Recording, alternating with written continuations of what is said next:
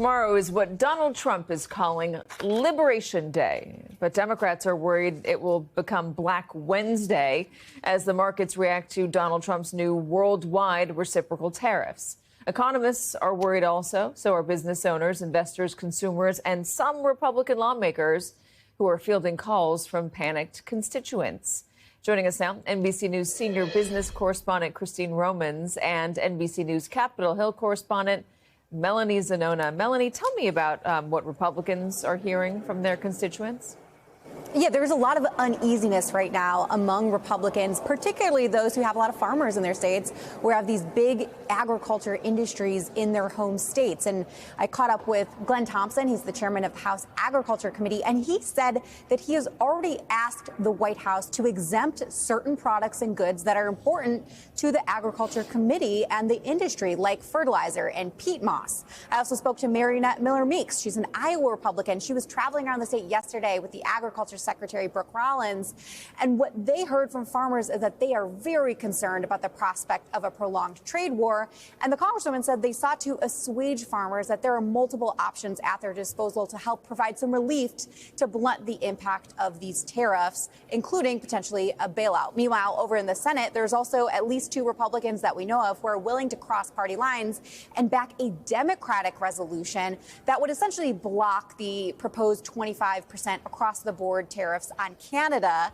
However, obviously that would be something that would die in the House because it would be largely a symbolic resolution. It wouldn't go anywhere. It still would be, though, a huge rebuke publicly of President Donald Trump and his trade policies. But most Republicans, by and large, are saying that even though they're uncomfortable with the prospect of a prolonged trade war, they are willing to give Trump some latitude here to achieve his trade objectives, even if that does mean some short-term pain.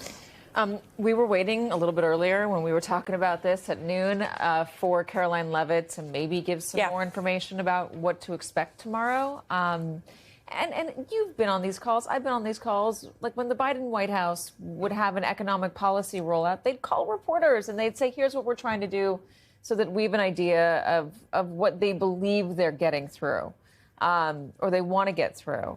We can push back, obviously, but they give us an idea of it. Donald Trump's team, have they been doing that? Have they been calling to say, hey, listen, here's what our tariffs are going to look like. Here's the goal here. Here's our motivation. A lot of that's happening on television because that's the way Donald Trump does it. He's a different kind of president. We all know that. And the bottom line is he's the one who's going to make the call. So you don't know what the policy is going to be until the policy is announced. Do they not know what the policy is yet? I think they know what the discussions are around the policy. But Caroline Leavitt said today that there is a plan and that he's meeting with his trade people right now about that plan, and that when it happens tomorrow, when they announce it at 4 p.m., it will be effective immediately. That's what she said. And that's when the stock market fell into negative territory, because that's, for at least her understanding, is there's no grace period. There's no more negotiation after tomorrow at 4 p.m. And that's where the uncertainty comes for so many businesses. I guess the uncertainty will be over at sometime tomorrow, and then they'll know for sure, sort of what kind of burdens and higher costs they have in their systems. Maybe we can put the Dow up on our screen just so we can keep an eye on it. We were watching a couple weeks ago, maybe it was a week ago now, I can't keep track of time. After another announcement of tariffs, Donald Trump made it, and the markets just plummeted. I was talking to Senator Mark Warner a little bit earlier today, and he is worried that this will be a Black Wednesday. He's going to announce all these tariffs, and the markets are just going to sink precipitously. I know you were talking to me a little bit earlier about Mark Zandi and his prediction Moody's. After all of this, and Moody's.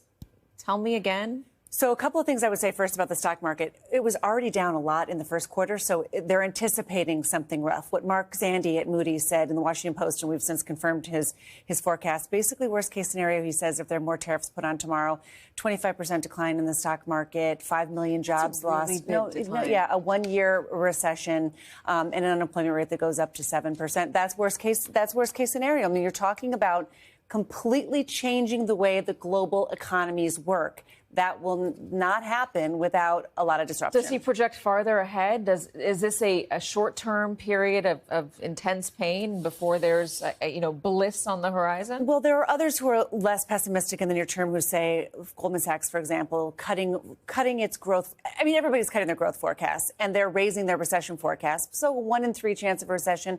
Plenty of people think that you might still be able to avoid a recession in the near term. And then if you talk to some industries like the steel industry, the shrimp industry, some of these, some parts of agriculture who are desperate for more tariffs because they feel like they've just had their lunch eaten by foreign competitors for decades. So it's just going to be fascinating to see tomorrow if it's across the board tariffs, if it's country specific, sector specific. We just don't know. But you also have, there are industries within or agriculture or within this country that's heavily protected against foreign undercutting, like the sugar industry.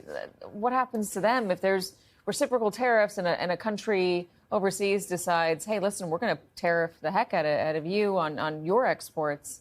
It's just hard to say that there's going to be an across-the-board benefit or an across-the-board detraction or pain when you're imposing tariffs like this that seem to be scattershot all around the world. We get this certainty tomorrow, and then comes the next waves, which are the retaliation and what is targeted. And we haven't even heard from Mexico yet what Mexico is planning to target. That's all TBD. The EU has been very clear it plans to target in mid-March the very places that are going to hurt Republican senators. Right? And Kentucky bourbon. Yep. And Iowa corn, soybeans, Menominee Falls, Wisconsin, where they make Harley Davidsons, some really, really important factories with American workers who would feel retaliation. All right, Christine Romans, always good to have you. And Melanie Zanona, you too as well.